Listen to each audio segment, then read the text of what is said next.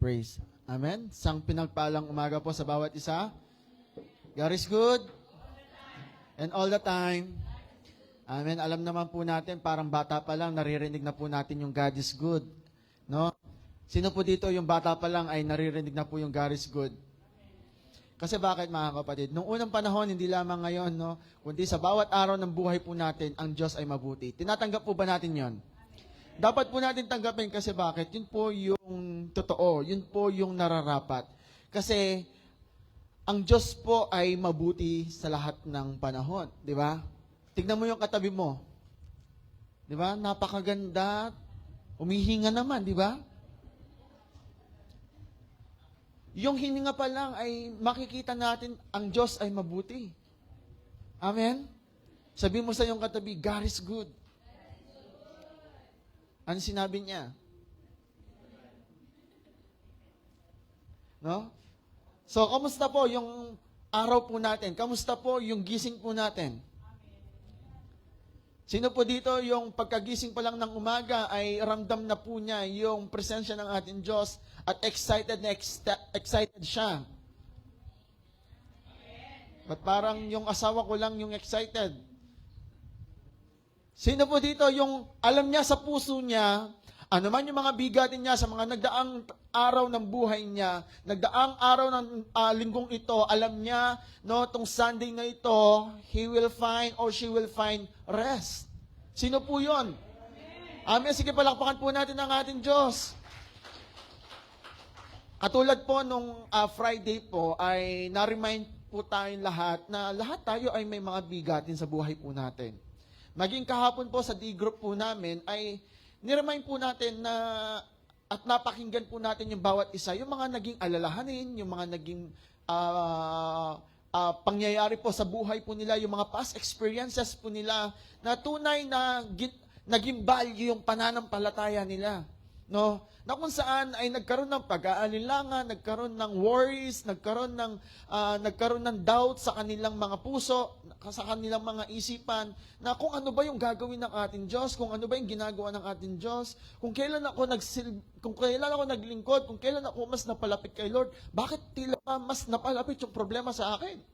Sino po yung nakaranas ng ganon? Kung kailan tayo lumalapit sa ating Diyos, kung kailan, dati naman sisimba, pero ako sisimba, wala akong problema, pero nasimba ako, may kaproblema ko.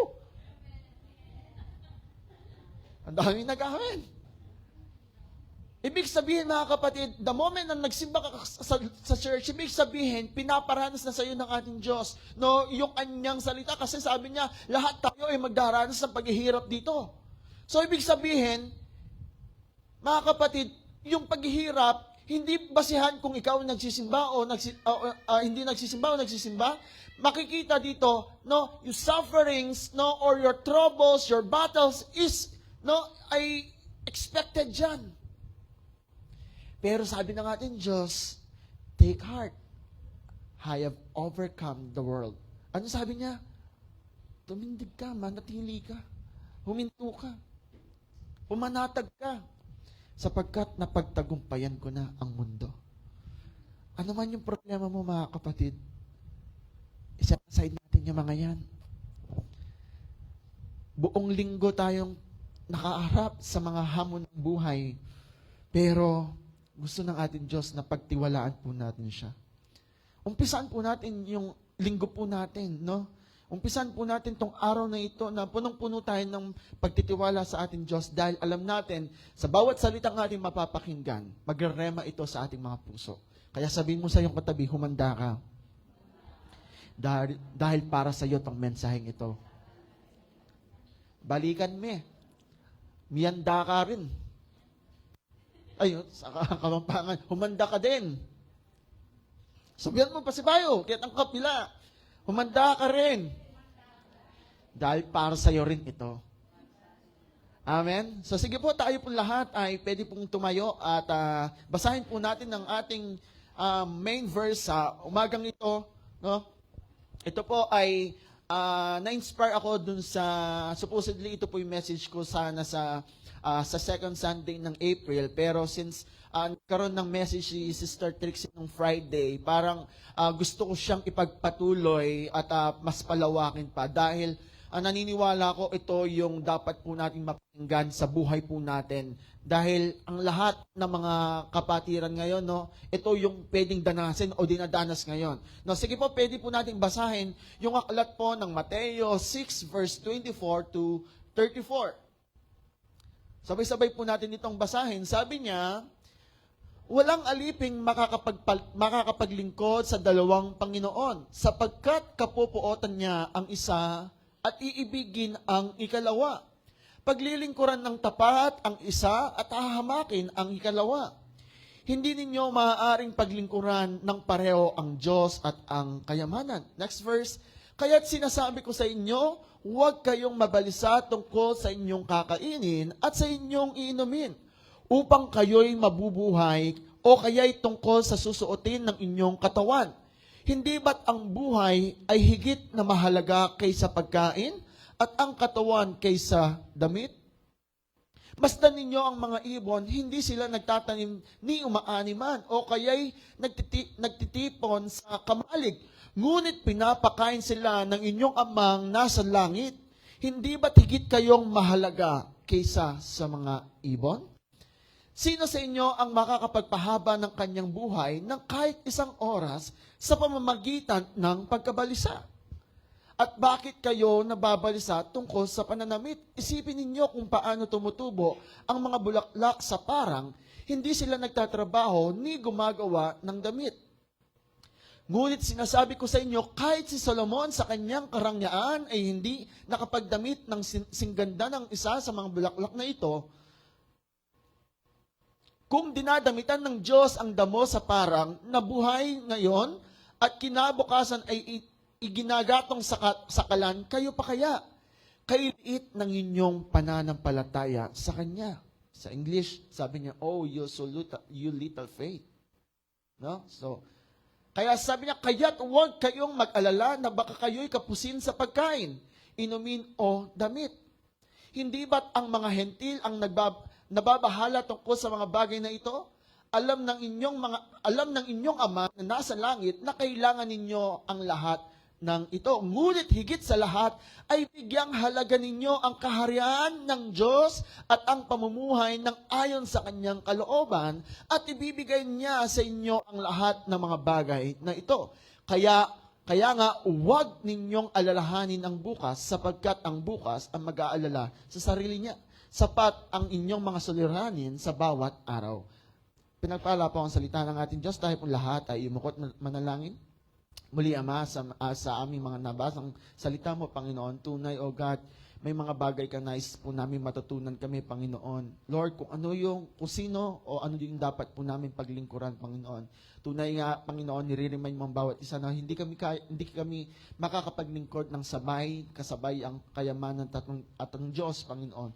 Kaya, Ama, nais po namin, Ama, na turuan mo kami, Panginoon, kung sino yung dapat po namin paglingkuran, sino yung dapat po namin madakila, Panginoon. Nasa ganon, makamit po namin, Panginoon, yung unending grace niyo po sa amin, Panginoon, yung pabor po ninyo sa amin, Panginoon. Lord, kung ito po ay bibigay po namin, ang buhay po namin sa inyo, Panginoon, naniniwala kami, katulad ng sinabi mo, Lord, if we seek you first, Panginoon, all these things shall be added unto us, Panginoon. Naniniwala kami, anuman yung aming uunahin para sa iyo, Panginoon. Lord, ang bawat panalangin po namin, ang bawat pangangailangan po namin, ay inyo pong ipagkakaloob. Kaya, Ama, nais po namin maranasan ang iyong pabor sa umagang ito. Sa iyo ang papuri, sa iyo ang kapasalamatan, sa iyo ang pagdakila. Kaya, Ama, samahan mo kami, Panginoon. Samahan mo kami, Panginoon, maging ang aking mensahe, Panginoon, gamitin mo ito bilang daluyan ng pagpapala mo. Sa iyo ang papuri, Lord, nais po namin, Panginoon, yung anointing mo, O God, ang siyang aming maranasan. Sa iyo ang pagsamba, in Jesus' name, Amen and Amen. Sige, palakpakan po natin ang ating Diyos.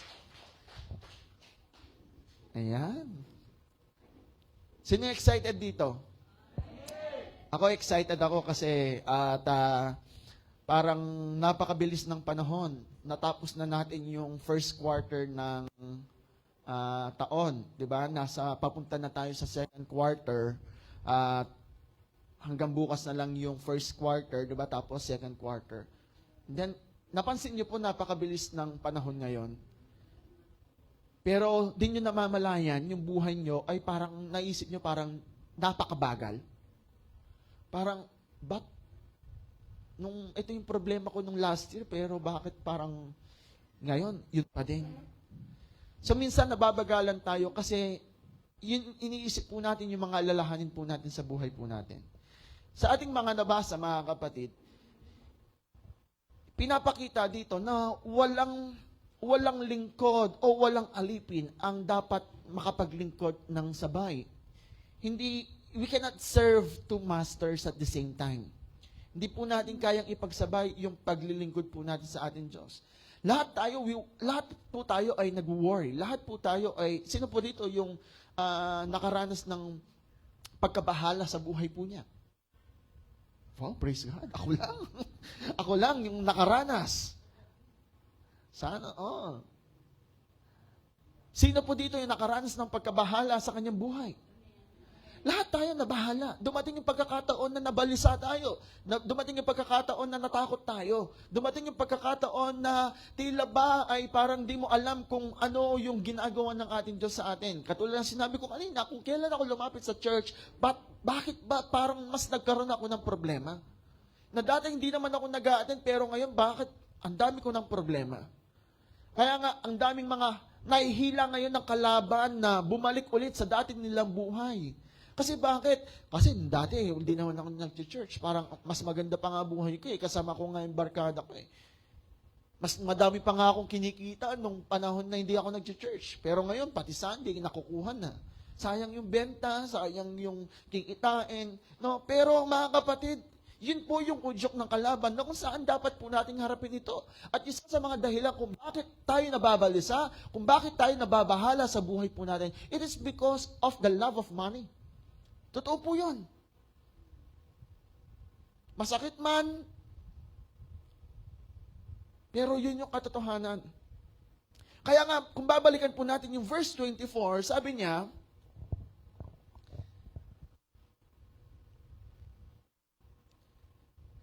babalikan natin yung verse 24, sabi niya, walang alipin ang makakapaglingkod sa dalawang Panginoon. Di ba?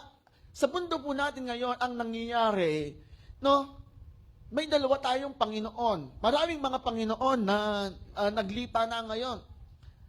Pero isa sa mga ginagawang Panginoon ngayon ay ang pera. Di ba? Lalo na ngayon sa election, sino yung namamayani ngayon? Hindi yung plataforma. Hindi ko sino yung tumatayo, kundi kung gaano kayaman yung kandidato. Kung magkano ibibigay. Kung magkano yung ibibigay, yun yung iboboto. Kaya nga mga kapatid, ito yung sinasabi ng ating Diyos na walang alipin na makakapaglingkod sa dalawang Panginoon sapagkat kapupuotan niya ang isa at iibigin ang ikalawa. Totoo po yan mga kapatid.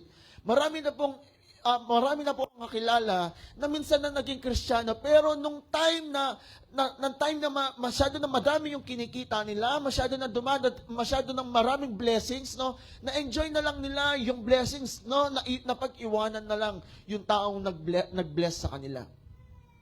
Kaya nga, ano nangyayari? Sapagkat kapupuotan niya ang isa at iibigin ang ikalawa. Ano yung gusto ko pong makita po natin dito? Sa unang punto ko po, pinamagatan ko pong, ang mensahe po natin ay pinamagatan ko pong the God who cares. Sino ba ang Diyos? Sino ba ang Panginoon na dapat po natin paglingkuran? Ang Diyos na dapat po natin paglingkuran, ito yung nagkikare sa'yo. Ito yung nagmamalasakit sa'yo.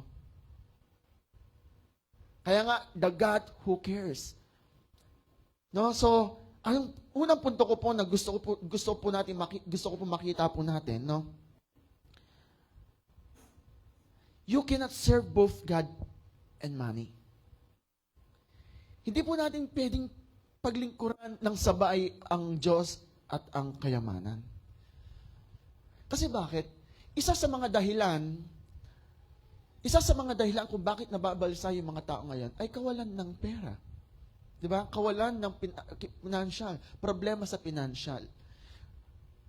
Hindi pwede yung pareho kang Kristiyano, na every Sunday, naglilingkod ka kay Lord, tapos may choice ka na kung magbubos ka ba ng tindahan, magtatrabaho ka ba, may gagawin kang ganito para kumita ka.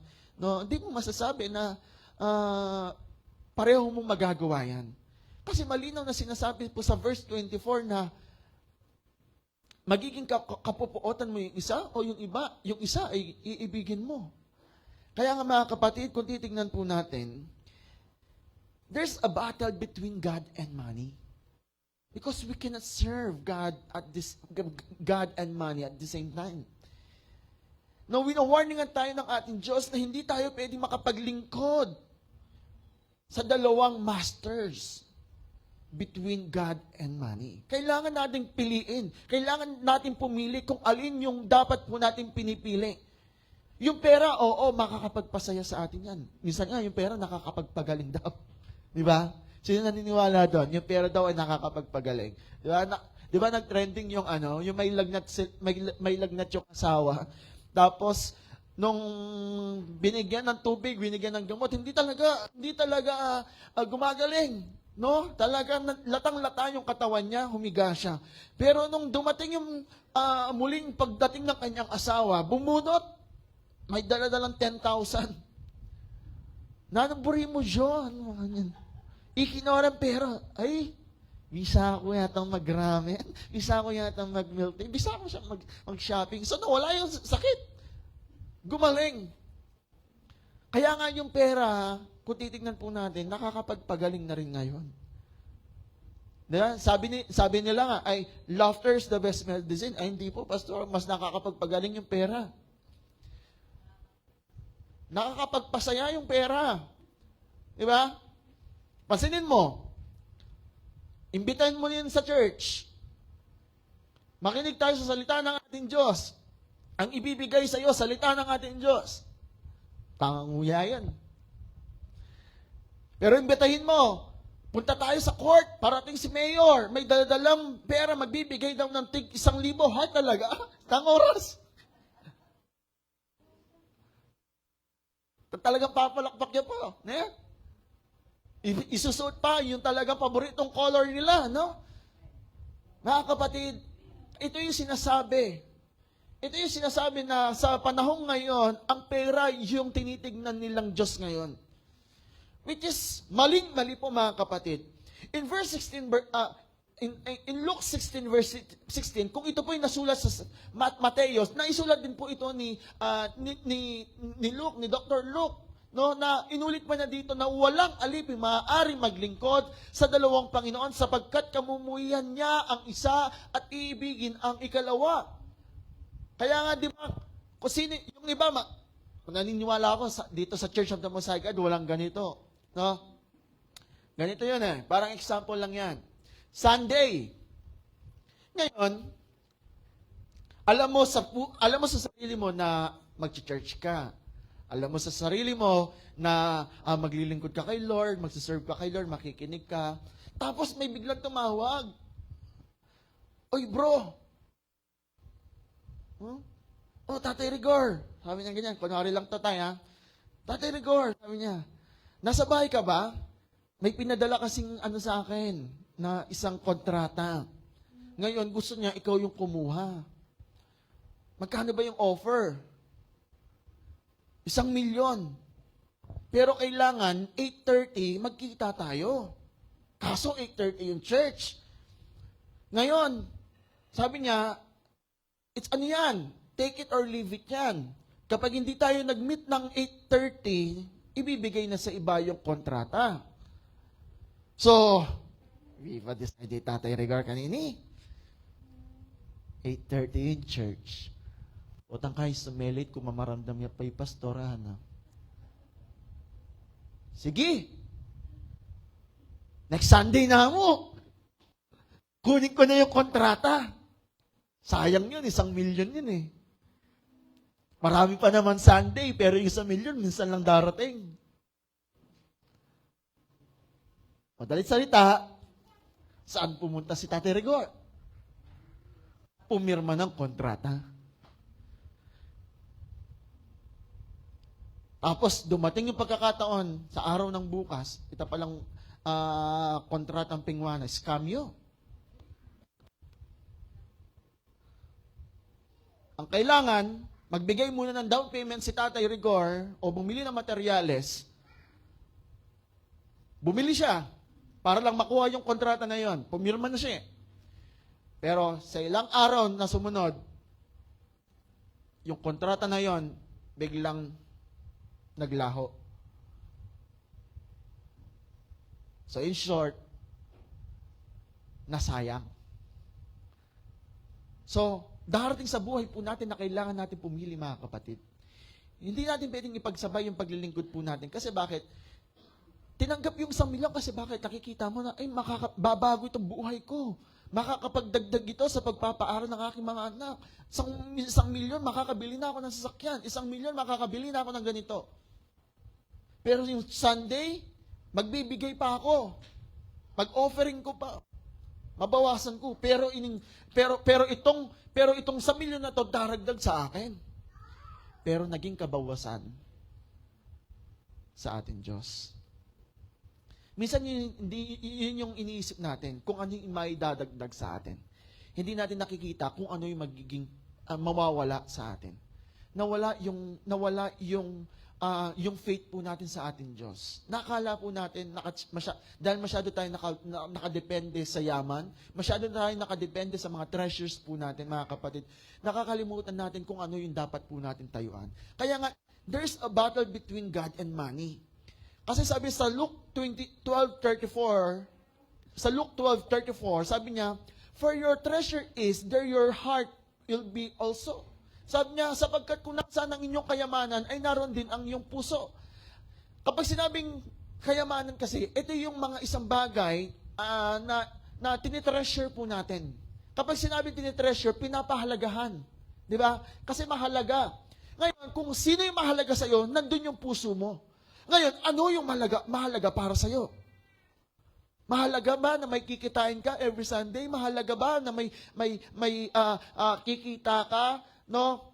Di bali ng manghamak ng iba, di bali ng mang-scam ng iba, di bali ng mandaya pa, di bali ng magsinungaling pa, no? Para lang may dagdag sa income mo, para lamang may pandagdag lang sa pantustos mo sa pamilya mo, pero hindi mo napansin, hindi mo namalayan, may nawala sa'yo. Ano yung nawala na yon? Nawawala yung paninindigan mo, no, sa ating Diyos na kailangan po natin itong tayuan. Kaya mga kapatid, kung saan yung kayamanan mo, nandoon yung puso mo.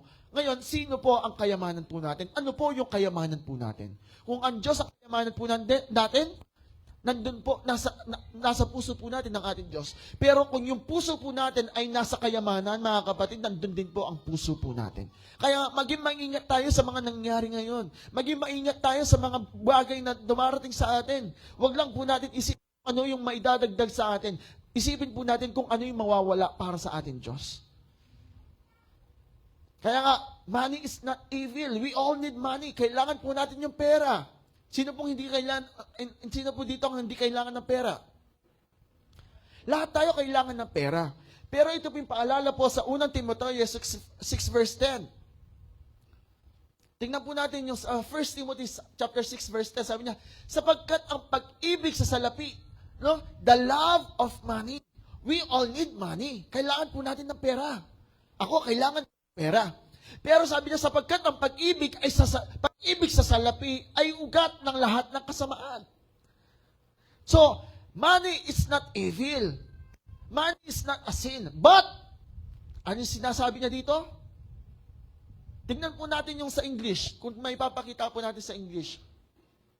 Para mas makita po natin, that we all need money. Kailangan po natin yung pera. Ay, bakit topic natin ngayon pera? Kasi bakit? Ito po yung isa sa mga common reason kung bakit tayo namomroblema o nababalisa. Sabi niya, 1 Timothy chapter 6 verse 10, English version. Sabi niya, for the love of money is a root of all kinds of evil. Sinabi ba niya yung pera ay, sinabi ba niya, money is the root of all evil? Hindi. But the love of money. Sa sobrang pag-ibig sa pera o sa salapi, ay nagdudulot ito ng kasamaan. The love of money.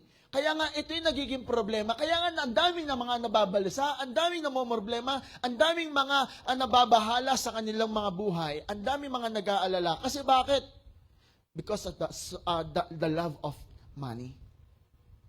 Kaya nga mga kapatid, ito yung challenge sa atin. Ito yung battle sa atin bilang isang Kristiyano. Saan tayo tatayo? Sa kung paano tayo makikinabang? Kung paano tayo madadagdagan? O kung ano yung mga bagay na dapat po natin tayuan bilang isang Kristiyano na alam natin, lahat ng mga pangangailangan po natin, ang Diyos ang siya magbibigay.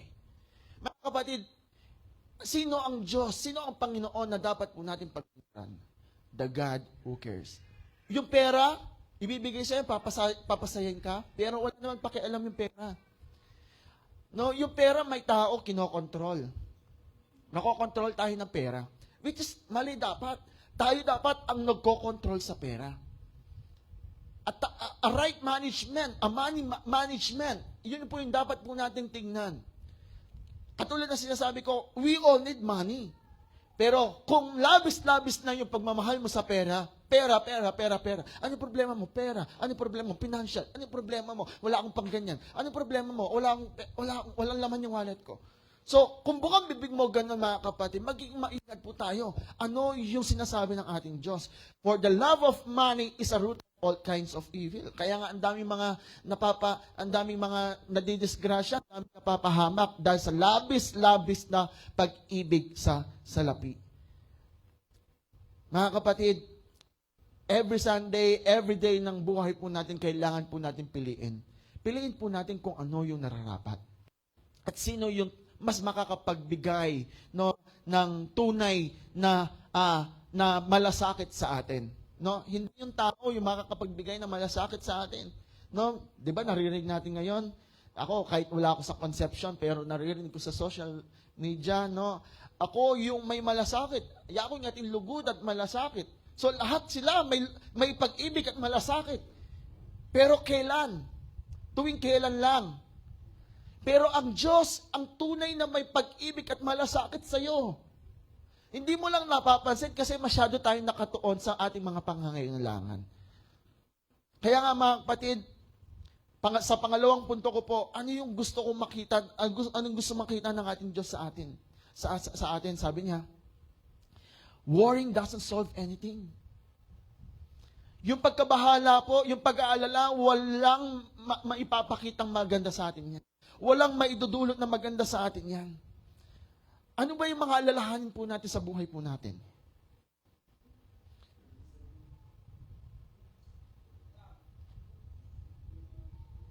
Ano yung mga alalahanin po natin sa buhay po natin? Utang, pera pa din yan. Iisipin mo mamaya, naman kayang ulam po. Abang nakikinig ka kay pastor, nakagano ka. Pero inisip mo, anong masarap na ulam? Saan kaya pwedeng pumunta? Saan kaya pwedeng mamasyal? Kaso wala akong pera. No? So, mga kapatid, walang naidudulot na maganda. No, worrying doesn't solve anything. No, ang pag-aalala, hindi po nakakasolve ng anumang mga bagay po yan. In verse 25 to 30, tignan po natin. Ito po yung utos ng ating Diyos na do not worry about food, drink, and clothing. No, wag mong alalahanin, wag kang mabalisa. Kaya sinasabi ko sa inyo, huwag kayong mabalisa tungkol sa inyong kakainin at sa inyong iinumin upang kayo'y mabuhay o kaya'y tungkol sa susuotin ng inyong katawan. Hindi ba't ang buhay ay higit na mahalaga kaysa sa pagkain at ang katawan kaysa sa damit? Naintindihan niyo po ba itong talatang ito? Oo, may damit ka pero wala ka namang katawan. Parang ganon. Di ba? Oo, may pagkain ka pero wala namang mga laman, wala ka naman tiyan, wala ka namang katawan na papakainin. So, alin yung mas mahalaga? Lahat tayo may mga pangangailangan, pero may gustong makita ang ating Diyos, ano ba yung mas mahalaga? Nakukuha niyo po ba? Ano ba yung mas mahalaga para sa atin? No, next verse, sabi niya, masdan ninyo ang mga ibon, hindi sila nagtatanim ni umaniman o kaya'y nagtitipon sa kamalig. Ngunit pinapakain sila ng inyong Ama na nasa langit. Sino yung nagpapakain? Sino yung pinapakain? Ang mga ibon. Ang mga ibon, hindi kayang magtrabaho ng mga yan. Pero, nakakasurvive sila. Hindi sila makakapag-invest, nakakapag-save sa bangko, pero nakakaraos sila. Hindi ba't higit na mahalaga, hindi ba't higit kayong mahalaga kaysa sa mga ibon? Hello? Sino yung mas mahalaga? Tayo. Kung ibon nga, napapakain ng ating Diyos. Tayo pa kaya? Higit na mahalaga ka. You are more than important. Sabihin mo sa iyong katabi, you are more than important. Ano po bang ibig sabihin nun? Higit na mahalaga ka sa ating Diyos kaysa sa mga ibon.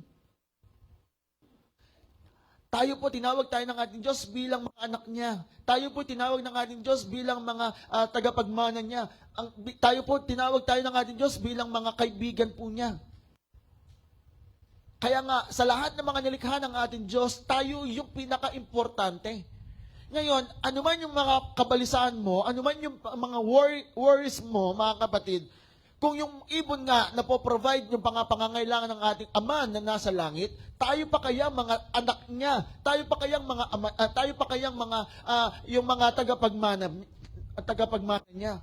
'Di ba? Yung mga magulang, sabi nga, isusubo na lang iluluwa pa para lang maibigay sa kanyang mga anak. Ganyan po ang ating Diyos. Katulad ng ating Diyos, Ama na nasa langit, alam niya. Kaya nga sa panalangin, di ba, give us our daily bread. Kaya lang kasi, bago tayo mananalangin, nauuna yung pagkabalisa. Next verse. Sino sa inyo ang makakapagpahaba ng inyong buhay? Kaya nga mga kapatid, worrying doesn't solve anything. It is because, sabi niya, sino sa inyo ang makakapagpahaba ng kanyang buhay ng kahit isang oras sa pamamagitan ng kanyang pagkabalisa? So, hindi na nakakapag-solve yung pagka-worry po natin. It also lessens our lifespan. Ano po yung sinasabi dito? Pinapaikli pa yung buhay po natin. Kasi bakit? Katulad ng naibahagi ko kahapon, tayo mga Kristiyano, makikita mo yung isang tunay na Kristiyano kapag alam mo may problema siya pero may payapa siya sa puso niya. Nakakatulog siya na mahimbing, nakakagising siya na may galak sa puso niya with a joyful heart. No? Pero isang Kristiyano na nababalisa, hindi nakakatulog. Di ba pagkagising, parang latang-lata siya, masakit ang ulo. Pero hindi natin namamalayan, nababawasan yung lifespan po natin. Kaya nga, sino sa inyo ang makakapagpahaba ng kanyang buhay ng kahit isang oras man lang? Sa pamamagitan ng kanyang pagkabalisa, walang naidudulot yung pagkabalisa, walang naidudulot na maganda yung pag-aalala po natin. Kasi bakit? Matutulog na ka mo, nakapagkarakalisipan, matutulog ka na lang, ang dami pang iniisip. No, napansin mo, alas 11 na, alas 12 na, no, ang dami pang iniisip. Kaya nga, nakatulog ka, pagkagising mo, alas 2 pa lang. Kasi bakit? Maging sa panaginip mo, maging sa pagtulog mo, yung mga worries mo, yung pagka-stress mo, yung mga nagiging reason kung bakit ka nababalisa, patuloy na iniisip mo. Tapos pagkagising mo, no? Parang pagod ka, hindi ka na makagawa ng mga bagay na dapat mong gawin sa buong araw. Kasi bakit? Latang-lata yung katawan mo. Masakit ang ulo mo, pagod na pagod ka. Kasi bakit? Hindi mo na kumpleto yung tulog mo. Kasi bakit? Ano yung reason? Nabalisa ka. Hindi pa tapos yung araw, iniisip mo kung ano na yung mangyayari bukas. Sunday ngayon, pero iniisip mo, saan ko kaya kukunin yung pangmatrikulan ng ganito? Sunday ngayon, paano ko kaya makukuha yung quota ko for this day? Arawan yung pinapasahod ko. Ang dami kong bibilhin na gamot para sa araw na ito, pero hindi ako magbubukas. Wala akong kikitain. Yun yung mga common na problema ng mga tao ngayon. Kaya nga mga kapatid, worrying doesn't solve anything. It just lessens our lifespan. Ano ba yung mas mahalaga sa atin? Life is more than material things or material things over our lives? Ano ba yung mas mahalaga sa atin, mga kapatid? God provides for His creation. Tingnan po natin.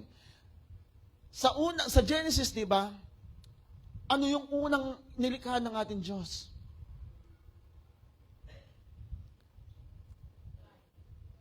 Pangalawa, di ba, yung mga pangangailangan natin. So, in short, pang ilang araw nilikha yung tao?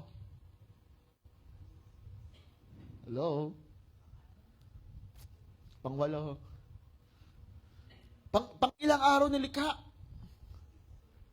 Kung ang ating Diyos, nung sa ikapitong araw, nagpahinga siya, anong ginawa niya nung ika-anim na araw? Nilikha niya tayo. Hello? Nakalimutan na natin. Pang ilang araw, nilikha ng Diyos yung mga tao? Kung titignan po natin, sa huling araw. Pero sa una, pangalawa, pangatlo, pang-apat, pang-lima, ano yung mga ginawa niya? Lahat ng mga pangangailangan ng tao ay nalikha na niya bago niya likhain yung tao. So mga kapatid, kung titignan po natin, alam ng ating Diyos yung mga pangangailangan natin. Di ba? Nakita, hindi niyo po ba napansin yun? Hindi niyo po napansin yun? Bakit tayo sa huli nilikha ng ating Diyos? Kasi bakit kung uunahin tayo, saan tayo titira? Kung lilikhain niya tayo, anong kakainin natin? Kaya nga mga kapatid, ito yung tignan po natin. This is the God who cares for us. Kaya nga kung mabalisa ka, walang maitutulong yan. Bagkus mababawas pa yung buhay po natin. In verse 29, sabi niya, ngunit sinasabi ko sa inyo, kahit si Solomon sa kanyang karangyaan na hindi makakapagdamit ng singganda ng sa bulaklak na ito. Next verse. Kung dinadamitan ng Diyos ang damo sa parang na buhay ngayon at kinabukasan ay iginagatong sa kalan, kayo pa kaya kailiit ng inyong pananampalataya sa Kanya. Oh, you so little faith. Yun po yung sinasabi ng ating Diyos. Ito po yung pinapaalala po sa atin ni Mateo na napakaliit ng ating pananampalataya. Hindi mo ba nakita? Masyado kang nakafocus sa mga material na bagay, masyado kang nakafocus sa mga salapi, masyado kang nakafocus sa mga nagpapabalisa sa iyo. Hindi mo napansin, hindi mo inaalala na bago ka nilikha ng ating Diyos, ang lahat ng mga pangangailangan mo ay una niyang ginawa bago ikaw. Kasi alam niya kung ano yung magiging pangangailangan mo. Ngayon mga kapatid, alin yung mas higit na mahalaga sa atin? Yung kayamanan o ang Diyos? Kung nasaan ang yung kayamanan, nandun yung puso mo. Kaya nga, let us remind yung mga sarili po natin. Paalalahan po natin yung ating mga sarili. Sino yung dapat na Diyos na ating paglilingkuran? Kung ang Diyos nga ay may pakialam sa mga maliliit na bagay. Ibon, damo, napakaliit niyan. Damit, napakaliit niyan kumpara sa pagkatao po natin. Kung ang Diyos nga napapakain yung ibon, ano pa kaya sa tao? If God cares for small creatures, kung ang Diyos nga ay may malasakit sa mga maliliit na bagay, gaano pa yung pagmamalasakit niya sa kanyang mga anak? Di ba yung mga magulang po natin, mga magulang, mga anak, napansin niyo po ba yon? Minsan ang daming mga bata, ang daming mga kabataan na nagdadabog, nagkakaroon ng sama ng loob sa kanilang mga magulang. Kasi bakit? Yung mga ninanais yung gusto nila matanggap, kunwari iPhone 16 Pro Max, na isang kabataan gusto niya yan. Hindi na ibigay ng magulang, pero bubuksan niya yung pinto, magdadabog. Pero hindi mo iniisip kung ano yung mas kailangan. Oo, gusto natin yan, pero ano ba yung mas kailangan natin? Mga kapatid, sa buhay po natin, minsan hindi nangyayari yung mga bagay, the way we expected things to happen. Hindi nangyayari yung mga bagay na sa paraan na gusto po natin. Pero ang ginagawa ng ating Diyos, yung mga bagay na mas kailangan po natin. Napansin niyo po ba yun, mga kapatid? Mas mas pinafocus ni Lord, mas binibigyan pansin ni Lord, yung mas gagamitin po natin, yung mas kagamit-gamit po sa atin. Hindi yung gusto mo lang, hindi yung kailangan mo lang, kundi yung mas kailangan mo. Mas tingnan po natin kung ano yung binibigay ng ating Diyos. Huwag tayo maging mabalisa kasi bakit hindi binibigay ng ating Diyos? No. Tingnan po natin kung ito ay binigay ng ating Diyos, magpasalamat tayo kasi bakit pinapahalagahan niya ng ating Diyos. Kaya nga huwag tayong mabalisa. Yes, sa mundong ito, pwede tayong mag-alala, pwede tayong mabalisa. Pero kung yung pagkabalisa ang siya nang kumokontrol sa atin, mga kapatid, alisin po natin yan sa buhay po natin. Pangatlo po, peace comes from trusting God. No, ang kapayapaan ay nagmumula sa ating Diyos, no? In Proverbs 17 verse 22, kung titingnan po natin,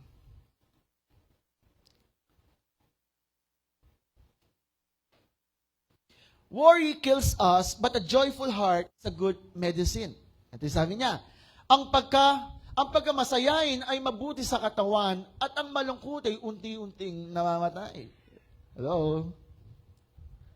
Sino gusto kumaba ng buhay dito? Ano daw yung sagot?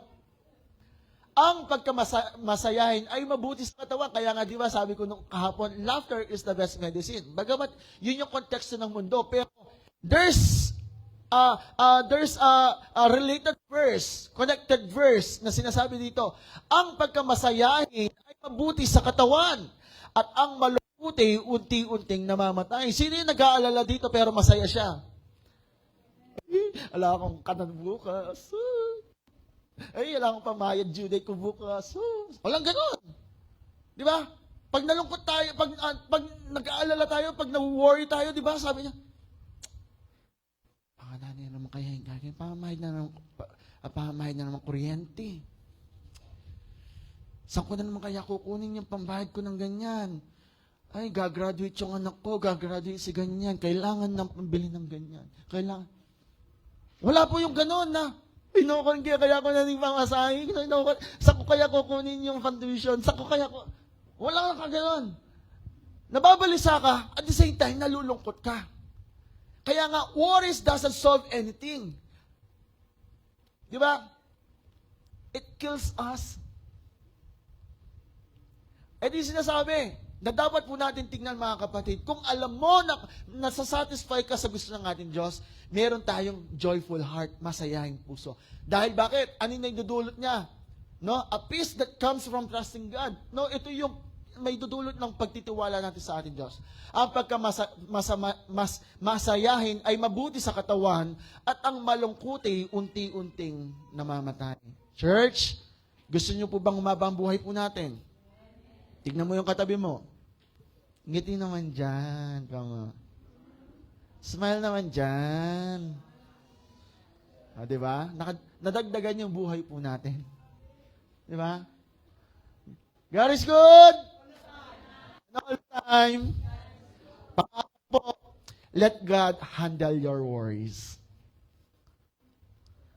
Hayaan mo ang Diyos ang siyang kumontrol o mahawak ng buhay po natin.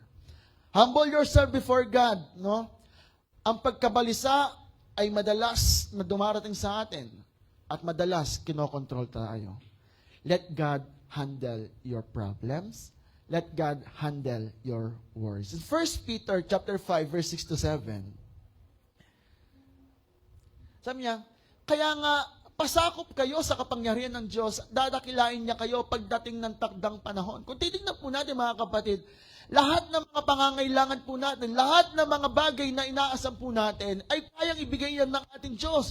Pastor, akala ko pa, all these things shall be added unto you. Minsan, masyado tayo nakapokus sa all these things shall be added unto you. Pero na-skip po natin, nalalampasan po natin yung before. May requirements. May requirements. Na sa ganun, hindi lang natin ma-enjoy yung kingdom. Ma-enjoy po natin kung ano yung binibigay ng King. No, sabi niya, ano yung kailangan po natin gawin, mga kapatid? Let God handle your worries sa pamamagitan ng, kaya nga, pasakop kayo sa kapangyarihan ng Diyos at dadakilain niya kayo pagdating ng takdang panahon. In verse 7, ipagkatiwala ninyo sa Kanya ang inyong mga alalahanin sa buhay sapagkat Siya'y nagmamalasakit sa inyo. Hindi sa tao, hindi kay ganyan, hindi sa ganitong mga bagay. Sabi niya, pasakop kayo sa ating Diyos. Ipagkatiwala ninyo sa Kanya. Bago nyo makamtan yung mga pangangailangan nyo, bago nyo makamtan yung mga pagpapala ninyo, may kailangan tayong gawin, mga kapatid. Ito yung pagpapasakop natin sa ating Diyos. Ito yung dapat po natin, mga kapatid, na tingnan po natin. Kung titignan po natin yung Matthew 6-31,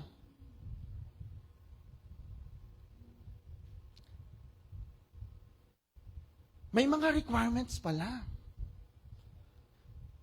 Excited ka na eh. May pagpapakala, kiniklaim mo yan. Pero, mga kapatid, may kailangan tayong gawin. Sabi niya, kaya't huwag kayo mag-aalala na baka kayo'y kapusin sa pagkain o iinumin o mga damit. Next verse, hindi ba't ang mga hentil ang nababahala tungkol sa mga yan? Hindi tayo mga hentil. Tayo yung mga Kristiyano. Tayo yung mga anak ng Diyos. Alam ng inyong Ama na nasa langit na kailangan ninyo ang lahat ng ito. Kailangan po natin yung mga ganyan. Kailangan natin ng panggatas, kailangan natin pampaaral, kailangan natin ng hanap buhay, kailangan natin ng pera. Kailangan natin yan. Pero may kailangan din tayo makita para bago maibigay ng Diyos yan. Sabi niya, ngunit higit sa lahat, higit sa lahat ay bigyang halaga ninyo ang karihan ng Diyos at ang pamumuhay ng ayon sa Kanyang kalooban. Hindi yung kalooban mo, hindi yung kalooban ng nino man. No? In English, sabi niya, seek you first the kingdom of God and His righteousness. Bago mo makamtan, no, yung mga pagpapala, ito yung sinabi ng ating Diyos. Higit sa lahat. Oo. Maging yung pera. Oo. Sasakyan mo. Oo, yung bahay mo. Oo, yung trabaho mo. Lahat yan, kasama higit sa lahat. Gusto mong pagpalain ka ng ating Diyos? Unahin mo siya sa buhay mo. Ano yung mangyayari kapag, sige, palakpakan po natin ang ating Diyos. Ano yung mangyayari kapag inuna mo ang Diyos, ang Kanyang kalooban, at ibibigay niya sa inyo ang lahat ng mga bagay na ito? Amen? Kaya nga, huwag ninyong alalahanin ng bukas, sapagkat ang bukas ang mag-aalala sa sarili niya. Sapat na ang inyong mga suliranin sa bawat araw. Hayaan po natin ang Diyos ang siyang kumilos sa bawat araw ng buhay natin. And lastly po, gusto ko po makita, a God, it's not just a caring God. A God is a God of provision. God provides for us. Pinoprovide ng ating Diyos yung ating mga pangangailangan. Sabi niya sa Philippians 4:19, my God will supply all your needs according to His riches and glory. Sa Tagalog, tignan po natin, napakaganda. At buhat sa hindi mauubos na kayamanan ng Diyos. Hindi nauubos. Hello? Kaya, sino yung dapat po natin pagkatiwalaan? Ang pera, nauubos yan. Mamaya, wala na yan. Kagabi nga, di ko alam, kanina lang ata, nagko-compute kami ni si Snow. Parang ubos na yung pera ko, parang may nahulog. Ba't wala na? Hindi pa tapos yung March, pero inisip ko, ba't wala na? Yung pera nauubos, pero ito yung treasure ng ating Diyos na gusto makita po natin, at buhat sa hindi mauubos na kayamanan ng Diyos, hindi nauubos na kayamanan ng Diyos, hindi mauubos na kayamanan ng Diyos, ibibigay niya ang lahat ng inyong kailangan sa pamamagitan nino. Hindi ng trabaho mo, hindi ng boss mo, hindi ni ganyan, hindi ng ganyan, sa pamamagitan ni Kristo Jesus. Sino daw? So, sino yung uunahin natin? Yung kontrata? Yung project? Yung trabaho? Yung business? Mga kapatid, kapag inuna mo ang ating Diyos, walang sayang. Kasi sabi niya, buhat at sa buhat na hindi nauubos na kayamanan ng ating Diyos, ibibigay niya ang lahat ng inyong kailangan sa pamamagitan ni Kristo Jesus. Amen. Hallelujah! Woo! Church, God will supply all your needs according to His riches and glory through Christ Jesus Christ. So, sino ang dapat Panginoon po natin na paglingkuran po natin? Ang Diyos. Kaya nga mga kapatid, as I end, gusto ko po makita po natin. We cannot serve both God and money. Always choose to trust Jesus.